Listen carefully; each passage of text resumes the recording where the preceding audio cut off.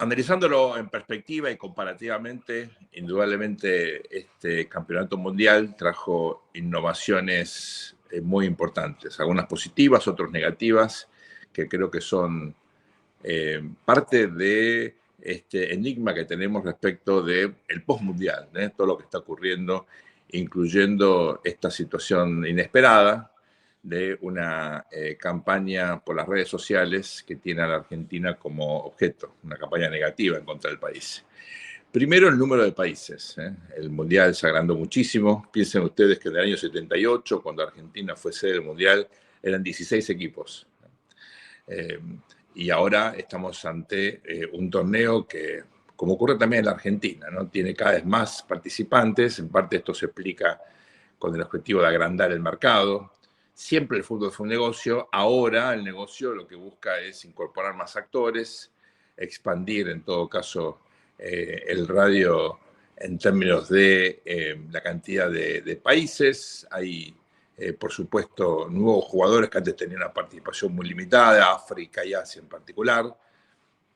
También hubo innovaciones en las reglas, incluyendo una muy controversial, que son los famosos cooling breaks, donde, como ustedes saben, ahí hay una oportunidad para vender publicidad.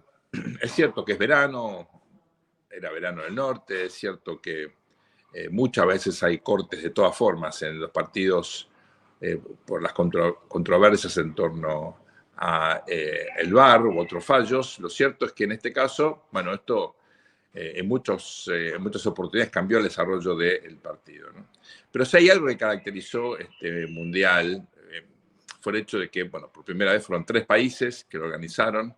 Cuando esto se consolidó en su momento, estos 3 países eran aliados, ahora no lo son, ahora tienen muchas controversias, sobre todo por el cambio naturalmente en Estados Unidos, que busca ventajas relativas en materia comercial, y sobre todo por el papel de la política, ¿no? En el desarrollo del torneo. Aquí me parece que hubo un punto en particular que llamó poderosamente la atención, que fue el cambio en el criterio de suspensiones después de una tarjeta roja a partir de este llamado de trampa Infantino por un jugador norteamericano que había sido expulsado. A Trump le pareció injusto esa expulsión, contrató a un conjunto de abogados muy sofisticado que encontraron algún argumento, hablaron con la FIFA y esto, bueno, efectivamente generó una controversia y sigue generando una controversia muy, pero muy fuerte. Jamás había ocurrido algo similar. Había algún antecedente con Garrincha, allá del año 62, pero nada parecido a esto. Con lo cual, aquí una vez más la política estuvo muy, muy presente. Algo que en la Argentina tal vez estamos más familiarizados, pero a nivel de un mundial nunca había sido tan, pero tan obvio. Ustedes saben que aquí, cuando uno habla de política y fútbol, siempre hubo alguna controversia, en el Mundial del 66, por ejemplo, ¿no? Donde hubo también arbitrajes por lo menos cuestionables. En un momento, básicamente desde los 60 hasta los 90, la televisación de los mundiales, incluso la comercialización, estaba a cargo de una empresa mexicana, Televisa, muy, muy, muy ligada al aparato del Partido Revolucionario Institucional, que es el partido hegemónico en México. Ahí había una asociación, por lo menos muy estrecha, entre el titular de la FIFA, Joao Belanch, y Televisa, punto tal que México tuvo 2 mundiales en 16 años, lo cual es bastante raro, 70 y 86. En el 70 Argentina no clasificó, del 86 sí. Lo cierto es que siempre hubo política y negocios vinculados al fútbol, porque, claro, es un espectáculo de entretenimiento tan, pero tan importante que es fruto de todo tipo de especulaciones, lobby, intereses que se canalizan mediante la política. Esto no es nuevo, pero la densidad, la intensidad, la manera en la cual ahora esto se pone a manifiesto, sí, no tiene efectivamente precedentes. Ahora, ¿por qué tantas controversias respecto de la Argentina? ¿Y por qué vemos, bueno, por lo menos del lado de la Argentina, tanta inacción al respecto? Porque uno ha visto permanentemente en las redes sociales situaciones, por lo menos, a esta altura bastante comunes, ¿no? Empresas, individuos, líderes que son atacados, que sufren algún tipo de operación, ¿verdad? Pero claro, reaccionan, se defienden. En el caso de la Argentina, y esto no me parece algo menor, vemos críticas, vemos probablemente alguna usina, bueno, acá hay un perro que no está de acuerdo con eso, Benito, alguna usina de, digamos, donde se alimentan ataques al país. Esto es fácilmente identificable en las redes, uno puede hacer trazabilidad, ¿verdad? De estos intentos de desprestigiar a la Argentina. Algunos tienen raíz ideológica, es un sector de la izquierda, llamada en general woke, que con enorme ignorancia cree que el hecho de que Argentina no tenga jugadores afrodescendientes implica que es un país racista, lo cual es una barbaridad. A veces tiene connotaciones ideológicas en el sentido de oposición al presidente Milei. Hubo algunas declaraciones donde se confundió a la Argentina con la política o los ideales o los principios que defiende el presidente Milei, sobre todo en relación a la controversia por el conflicto en Medio Oriente, el alineamiento del presidente Milei con Israel y el apoyo personal a Bibi Netanyahu indudablemente ha generado muchísima controversia en Argentina y fuera de la Argentina, ¿no? Y esto se notó mucho en los últimos días.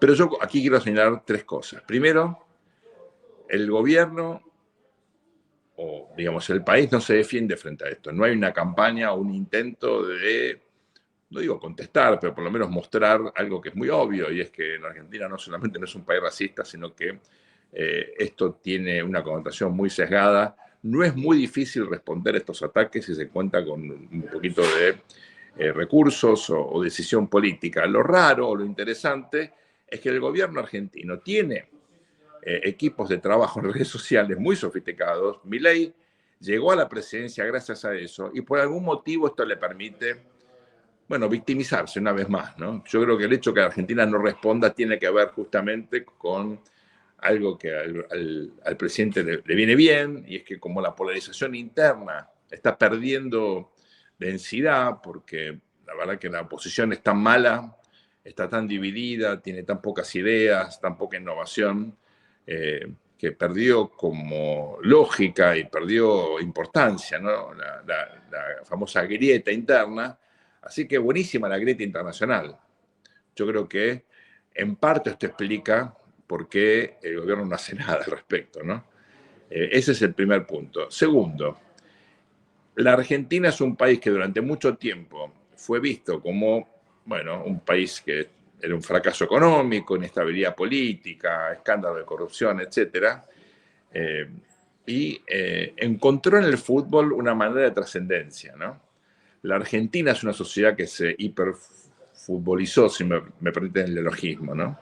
El fútbol es mucho más en la Argentina que, digamos, un entretenimiento, un deporte, una pasión. Se volvió un hecho que explica buena parte de nuestras conversaciones públicas, nuestras identidades. Uno puede cambiar de partido político, puede cambiar hasta de sexo, ¿verdad? Pero nunca va a cambiar de club. Son muy pocos los que, en todo caso, ahí tienen algún antecedente, muy pocos. En realidad, uno nace y muere con los colores, ¿no? Ese papel del fútbol en la sociedad argentina hace, creo yo, que en un contexto como este, y sobre todo con tanta ilusión, ¿no? Como había respecto del Mundial, las cosas han adquirido, digamos, bueno, unas connotaciones bastante raras, inusuales. La pregunta es, ¿esto va a ser temporario, transitorio o algo más permanente? Es decir, la Argentina va a tener por mucho tiempo mala imagen, como tuvo, por ejemplo, Corea del Norte o países, digamos, que quedan marginados del concierto internacional. La verdad que no hay ningún motivo para pensar esto. Yo creo que esto es transitorio, nos duele porque el fútbol tiene un papel muy importante en la sociedad argentina, pero yo no iría mucho más allá de eso, ¿no? No creo que haya acá ni motivos ni, digamos, drivers como para pensar que esto va a seguir mucho tiempo más. Esto va a pasar, ¿no? Pero me parece que es una oportunidad, este es el último punto que quiero hacer, para hacer una especie de autoexamen, ¿no? ¿Hay motivos para que la Argentina sea vista con, bueno, digamos, desconfianza o haya gente que piense que los jugadores argentinos hagan uso de métodos a veces un poco violentos o que estén en el límite de lo permitido. Hay motivos para entender por qué muchos extranjeros creen que somos soberbios o que los argentinos nos creemos más de lo que somos, ¿no? Hay un famoso chiste que yo escuché una vez en Venezuela, y era que el mejor negocio era comprar un argentino por lo que vale y venderlo por lo que cree que vale, ¿no? Y esto fue hace muchos años, ¿no? No tiene nada que ver con la coyuntura actual. Y me parece que ahí sí hay alguna reflexión que uno puede hacer, ¿no? Eh, Desde el gol de Maradona en el 86 o el famoso Mundial del 66, cuando una actitud del recientemente fallecido, ¿no? Ratín, terminó en el grito de Animals, sobre todo por parte de la prensa amarilla inglesa. Bueno, todo eso nos generó algún tipo de reputación, yo creo que exagerada y en buena medida, eh, digamos, eh, no justa, ¿verdad? Injusta. Eh, pero hay que dividir lo que puede aparecer en un titular o lo que trasciende en las redes con la experiencia real que uno tiene cuando viaja o cuando vive en esos países. A mí me tocó vivir en México 4 años y me sentí como en mi casa. Y no es cierto que uno en México sufra discriminación por ser argentino, al contrario. Y lo mismo pasa con los argentinos que viven, por ejemplo, en el Reino Unido u otros países que parecen ser antiargentinos y no lo son, al contrario, ¿no? Así que me parece que tampoco hay que pensar que estas acusaciones son demasiado importantes o que representan a los países o a las culturas que parecen estar, en este caso, operando en contra de la Argentina. No ocurre nada de eso. Hay que separar aquí la paja del trigo. Otro elemento interesante, creo yo, es, bueno, hacer autocrítica, porque hubo algunas actitudes que tal vez uno entiende en el contexto de la calentura de haber perdido la final, pero, bueno, no, me parece que son improcedentes, ¿no? Empujones o actitudes un poco violentas o cuestionamientos. El que jugó a cualquier cosa se enojó por temas mucho menos importantes, ¿no? Así que tampoco uno puede ser demasiado autocrítico, pero mirando en perspectiva, teniendo en cuenta que uno representa a un país que hay cientos de millones de personas mirando, bueno, hay que tener, como pasó con Messi, ¿no? Composición, entender cuáles son las consecuencias de los actos y no dejar que la calentura uno lo posea, ¿no? Pero estamos en un mundo en el que hemos visto el cabezazo de Zidane, por ejemplo, o en una final reciente al propio Luis Enrique empujando. Digamos, los conflictos al final de un partido es lo más común, ¿no? Tampoco yo dramatizaría. Sí creo que, bueno, como hay un prejuicio en contra del país, uno debería sobreexagerar estas conductas para evitar que haya efectivamente estas cosas en contra después, ¿no?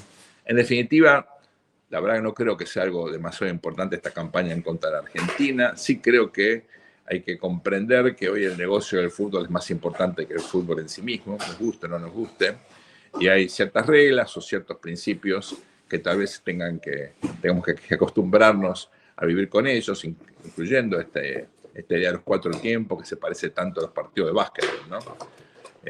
Pero bueno, estas son las condiciones, a los partidos de fútbol americano también, ¿no?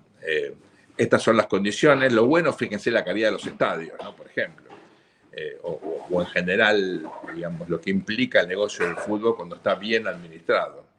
Después uno tiene que ver el fútbol en Argentina y se agarra la cabeza, pero si el negocio está bien administrado, bueno, yo creo que incluso puede ser visto como una fuente de soft power y obviamente una oportunidad de empleo para mucha gente. Bueno, gracias por estos minutos y un placer charlar con ustedes. Esta fue una edición especial para Poder y Dinero y Jugada Maestra. Quiero agradecer sobre todo a Daniel Salinardi por organizar este video.